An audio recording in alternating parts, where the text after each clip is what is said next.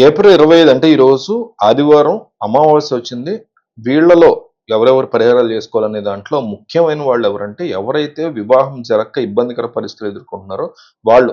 తరచులు ఇంట్లో స్త్రీ సంతానం ఎక్కువగా కలుగుతుందని అనుకునేవారు.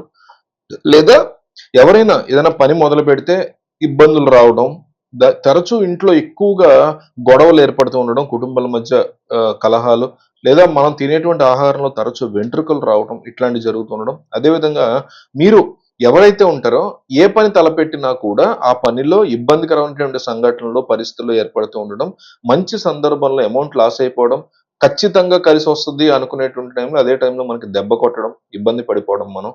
ఇలాంటివి భార్యాభర్తలలో ఎక్కువగా గొడవలు, విపరీతమైనటువంటి గొడవలు, డైవర్స్ దాకా వెళ్ళేటువంటి గొడవలు జరగటం.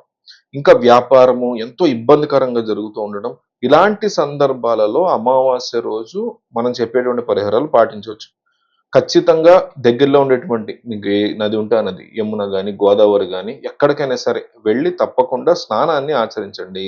ఇవి లేవు మీ దగ్గర అనుకుంటే నదీ జలాల్లో అయినా సరే ఏదన్నా ఒక లేక్ లాంటి దాంట్లో కాలువ లాంటి పెద్ద కాలువ లాంటి దాంట్లో అయినా మీరు స్నానం ఆచరించండి. అలాగే అమావాస్య రోజు మనకి పితృదేవతలు ఎంతో ఇదిగా ఉండే రోజు. ఈ అమావాస్య రోజు ఖచ్చితంగా పితృదేవతల్ని ఒకసారి నా కుటుంబాన్ని స్మరించుకుంటూ చూసొస్తానని చెప్పి వాళ్ళొచ్చి చూసేద్దానికి ట్రై చేస్తారు. సో, 'హరిశ్చంద్రుడికి' సంబంధించిన కథలు కూడా ఉన్నాయి. 'యమధర్మరాజుకి' సంబంధించి కథలు కూడా ఉన్నాయి అమావాస్య రోజు. అందులో భాగంగా ఒక చిన్న కథని మనం ఇప్పుడు చూస్తే, ఒక యువరాజు సత్యవంతుడి గురించి చెప్పినటువంటి కథ. అమావాస్య రోజు అతని భార్య సావిత్రి దృఢ సంకల్పంతో తన భార్యను కాపాడుకోవాలనేటువంటి చేసే ప్రక్రియ అనేది. తన భర్త చనిపోవాలని నిర్ణయించుకున్న రోజున అడవికి వెంబడించిందామె.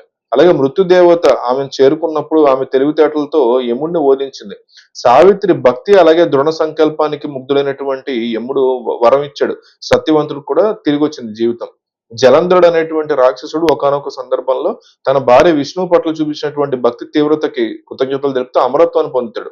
జలంధరుడి వేషంలో ఉన్నటువంటి విష్ణువు జలంధరుడి యొక్క శక్తిని తగ్గించడానికి తన భార్యని భక్తి ప్రమాణం చేయాలని తప్పుదారి పట్టిస్తాడట.